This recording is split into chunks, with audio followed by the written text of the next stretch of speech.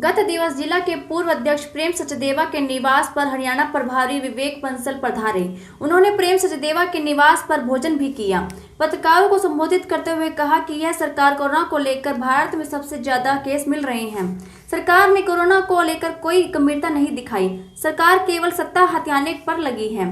Rally पर rally अपने घर डालने नहीं है, दूसरे देशों की मदद कर रहे हैं। ऑक्सीजन में विश्व में 1 नंबर पर आते हैं। आम आदमी पूंजीपति सड़कों पर मर रहे हैं। हमारे प्रधानमंत्री मुख्यमंत्री बता रहे हैं सब ठीक है, कुछ ठीक नहीं है। यह देश के लिए ठीक नहीं है। जिस तरीके के बेबसी नजर आ रही है, सरकार के पास कोई विकल्प नहीं है। सरकार फेल हुई है।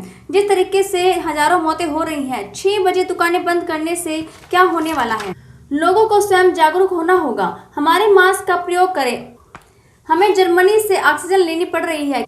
देखिए, मोदी जी के वक्तव्य, मोदी जी की जुमलेबाजी पूरा देश, पूरी दुनिया ने देखी है और उसका क्रियान्वयन कितना होता है वो भी सबको मालूम है। मैं उस पर टिप्पणी करूं तो वो बस सिर्फ जिसे कहते हैं ना कि वो व्यर्थ होगा। उनकी कार्यप्रणाली सबको मालूम है। जो आंख बंद करते रहें उनके बारे में तो मैं कुछ कह नहीं सकता, या जो भक्तगण हैं।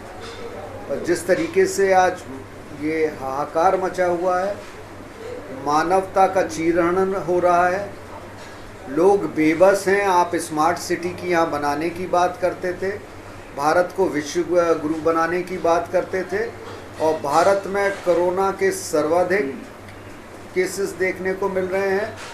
जिस तरीके से यहाँ पे मृत्यु दर है वो आज की तारीख में सबसे ज़्यादा है। इसके बावजूद कि बार बार जो चिकित्सक या शोधकर्ता बार बार चेतावनी दे रहे थे कोरोना की दूसरी वेव की, उसके बावजूद कि वो बहुत ज़्यादा, इससे ज़्यादा कहीं गंभीर होगा, सरकार ने कोई सुनवाई, सरकार ने कोई गंभीरता, सरकार ने कोई उस पर तवज्जो नहीं दी।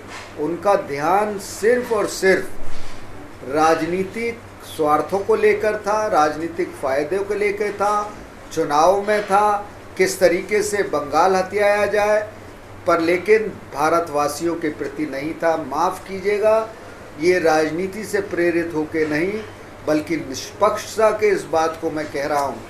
टीकाकरण में बार बार पीठ थपथपा रहे हैं।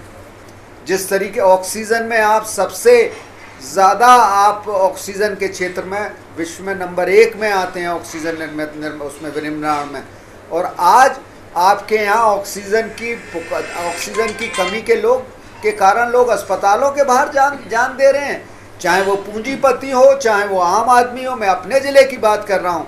सुबह से रेमडेसिविर जो दवाई है, क्या हो रहा है, सरकार झूठे वादे के झूठे जो आंकड़े दे रही है, हालात उसके विपरीत हैं।